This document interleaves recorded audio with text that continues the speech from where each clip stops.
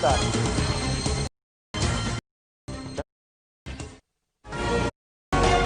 मंत्री और राज्यसभा सांसद प्रफुल्ल पटेल ने किसानों को संबोधित करने के लिए एक चर्चा सत्र का आयोजन किया। इस दौरान उन्होंने कहा कि किसानों की धान के समर्थन मूल्यों पर जो बोनस दिया जा रहा है वो उनकी ही सरकार के प्रयास का नतीजा है। इतना ही नहीं, उन्होंने जल्द ही धान खरीद केंद्र की स्थापना करने की भी बात कही। इसके अलावा प्रफुल्ल पटेल ने स्थानीय जिला परिषद चुनाव में कांग्रेस और शिवसेना के साथ मिलकर चुनाव लड़ने की बात कही। मावा दूसरा का प्रॉब्लम कुछ किसानों को जरूर फेस करना पड़ रहा है और उसके लिए हम मुआवजा उनका सर्वेक्षण जल्द से जल्द मिले, इसलिए हम पूरी तरह से प्रयत्नशील हैं। और अगर किसी का रह गया होगा तो उन लोगों ने संपर्क शासकीय अधिकारी का करे या हमारे ऑफिस में भी आकर करेंगे तो हम जरूर उनको मदद करेंगे। यवतमाल में जामनी गांव को झरी नगर पंचायत में शामिल करने की मांग तेज होती जा रही है। आपको बता दें कि झरी को साल 2015 में नगर पंचायत का दर्जा मिला था। गौरतलब है कि इस नगर पंचायत में महज 17 पार्षद और 2 स्वीकृत सदस्य हैं। ऐसे में ग्रामीणों का कहना है कि अगर जामनी गांव को झरी नगर पंचायत में शामिल किया जाता है तो तेजी से विकास कार्य होगा। दरअसल जामनी गांव की ओर से जाने वाले मुख्य मार्गों की हालत अत्यंत खराब है। इसी को लेकर यहां के ग्रामीणों ने अपनी मांग को पूरा करवाने के लिए अनशन करने का फैसला लिया है।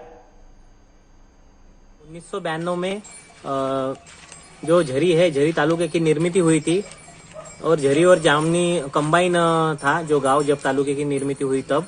लेकिन 1995 में झरी से जामनी अलग हो गई और जो क्षेत्रफल के दृष्टिकोण से और लोक संख्या की दृष्टिकोण से अगर देखेंगे तो झरी से जामनी की लोक संख्या और क्षेत्रफल भी बहुत ज्यादा है। ठीक है, उसके बाद अब 2015 में झरी नगर पंचायत हुआ तो हमारी जामनी वासियों की ये मांग थी कि हम झरी में इन्वॉल्व हो जाए, क्योंकि वहाँ की लोक संख्या कम थी और महाराष्ट्र में सबसे अगर छोटा तालुका कोई है। महाराष्ट्र के नांदेड़ में टेंट एसोसिएशन ने जमकर प्रदर्शन किया। प्रदर्शन कर रहे एसोसिएशन के लोगों ने सरकार से शादी में 500 लोगों को इजाजत देने की मांग की है। टेंट एसोसिएशन के लोगों ने कहा कि कोरोना महामारी के चलते पिछले कई महीने से लॉकडाउन की वजह से शादी घर बंद किया गया है, लेकिन अनलॉक के बाद केंद्र सरकार ने शादी समारोह में 200 लोगों को ठहराने की इजाजत दे दी है। लेकिन महाराष्ट्र सरकार ने सिर्फ 50 लोगों की ही अनुमति दी है, जिस कारण शादी व्यवसाय से जुड़े लोगों को आर्थिक तौर पर काफी दिक्कतों का सामना करना पड़ रहा है। इसी मुद्दे को लेकर नांदेड़ में टेंट एसोसिएशन ने अपनी मांगों को लेकर आंदोलन किया। कोरोना काल में प्रदेश सरकार ने विभिन्न देशों की 15 कंपनियों के साथ 34,850 करोड़ रुपए का सामंजस्य करार किया है। इससे प्रदेश में 23,182 लोगों को रोजगार मिल सकेगा। सोमवार को मुख्यमंत्री उद्धव ठाकरे की मौजूदगी में MIDC और विभिन्न कंपनियों के बीच सामंजस्य करार पर हस्ताक्षर हुआ। राज्य अतिथि गृह सहाद्री में आयोजित कार्यक्रम में प्रदेश के उद्योग मंत्री सुभाष देसाई और उद्योग राज्य मंत्री अदिति तटकरे मौजूद रही। राज्य में मैग्नेटिक महाराष्ट्र 2.0 के तहत Singapore, Japan, Bharat, Spain, UK की कंपनियों के साथ करार हुआ है। मुख्यमंत्री ने कहा कि राज्य में 1 लाख करोड़ रुपए के निवेश का लक्ष्य है। उन्होंने कहा कि केमिकल, डेटा सेंटर, लॉजिस्टिक और मैन्युफैक्चरिंग जैसे क्षेत्र की विभिन्न कंपनियां निवेश के लिए इच्छुक हैं। देश में महाराष्ट्र डेटा सेंटर के क्षेत्र में महत्वपूर्ण केंद्र बनेगा। मुख्यमंत्री ने कहा कि पिछली बार हुए सामंजस्य करार की कई प्रक्रिया पूरी हो गई है। लगभग 60% उद्योगों का जमीन अधिग्रहण पूरा हो चुका है। महाराष्ट्र में एक बार फिर केंद्र और राज्य सरकार के बीच विवाद होता नजर आ रहा है। आरे में मेट्रो शेड को लेकर जंग के बाद अब कांजूर मार्ग की जमीन को लेकर अड़चन सामने आ रही है। आपको बता दें कि राज्य सरकार ने कांजूर मार्ग पर मेट्रो शेड बनाने के लिए जमीन दी है, लेकिन केंद्र सरकार का कहना है कि इस जमीन पर मालिकाना हक उनका है, ऐसे में इजाजत जरूरी है। बीजेपी नेता राम कदम ने कहा कि आरे से कांजूर मार्ग पर प्रोजेक्ट शिफ्ट करने से 4,000 करोड़ का खर्च बढ़ेगा, लेकिन पैसा कहां से आएगा। उन्होंने कहा कि आरे में पेड़ काटने की जरूरत नहीं है, वहां पर ही प्रोजेक्ट पूरा किया जा सकता है।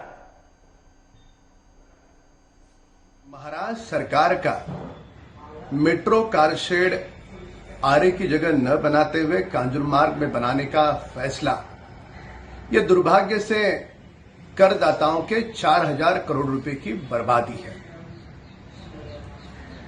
आरे कारशेड की जगह पे पूरी तरह से मैदान बन चुका है। किसी पेड़ या पौधे का एक पत्ता तक तोड़ने की आवश्यकता नहीं है।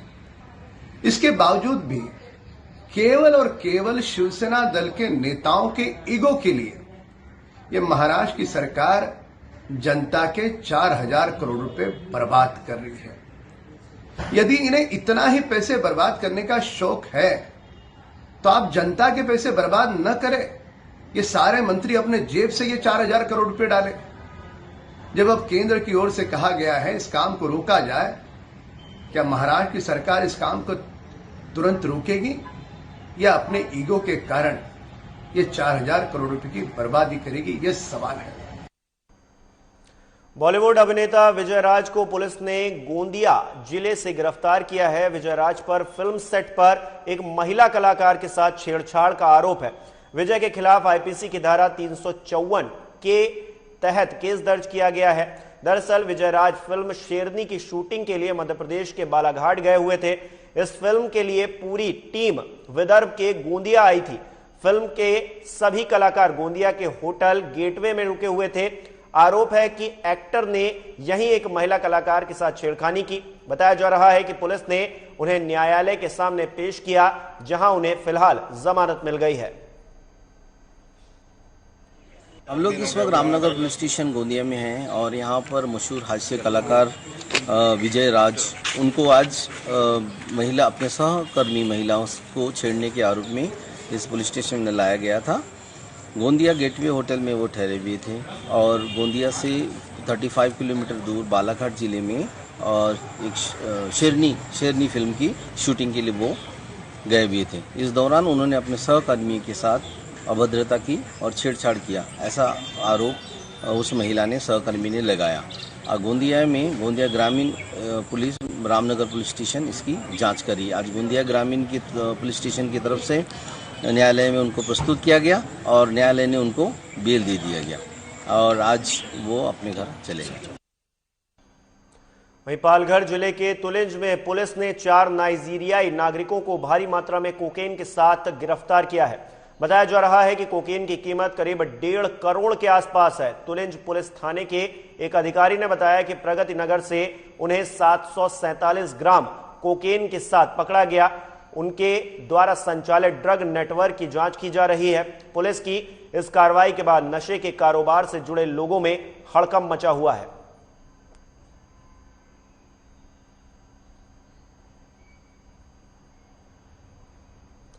मुंबई से सटे नाला सोपारा इलाके में मॉर्निंग वॉक के लिए निकले शख्स के साथ लूटपाट का मामला सामने आया है। बताया जा रहा है कि वारदात सुबह करीब 5 बजे की है।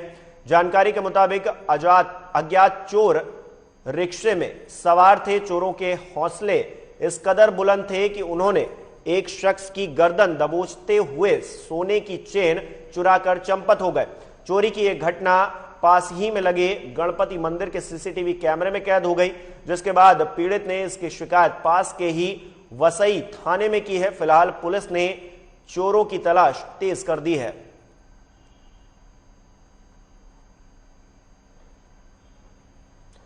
उस्मानाबाद जिले के तेर क्षेत्र में संत श्रेष्ठ गोरोबा काका कुंभार का जन्म स्थान है।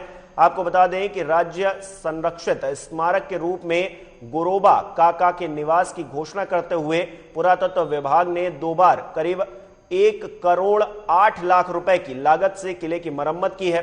हालांकि इस संरक्षित इमारत में अभी भी पानी का रिसाव हो रहा है और इमारत की दीवारें दरक गई हैं। 2 दिन पहले मालावाड़ का नकली सागौन जैसा सिर जो रात के बीच में दिखाई देता था, सूखने के कारण जो है वो पूरी तरह से सूख गया है। अन्य खंभों की भी यही स्थिति है। ऐसे में कुंभार समाज संगठन ने इस काम की जांच और दोषियों के खिलाफ कार्रवाई करने और इसके पुनर्निर्माण की मांग की है। श्री क्षेत्र तेर है। इस तेर में श्री संत गोरबा काका। संत इनका कर्मभूमि जन्मभूमि या तेरगांव में है। ये गोरबा काका का घर है, जहां गोरबा काका अपने माती व्यवसाय संसार स्थापते थे, वहां गोरबा काका ये मंदिर था। 2009-10 में गवर्नमेंट में पुरातत्व खाते के कुछ निधि मंजूर हुआ, 77 लाख पहला निधि मंजूर हुआ, उसमें काम हुआ, उसमें थोड़ा ये काम निकृष्ट दर्जे से हुआ। और वक्त हो चला एक छोटे से ब्रेक का, फौरन हाजिर होते हैं। आप बने रहिए लाइव टुडे के साथ।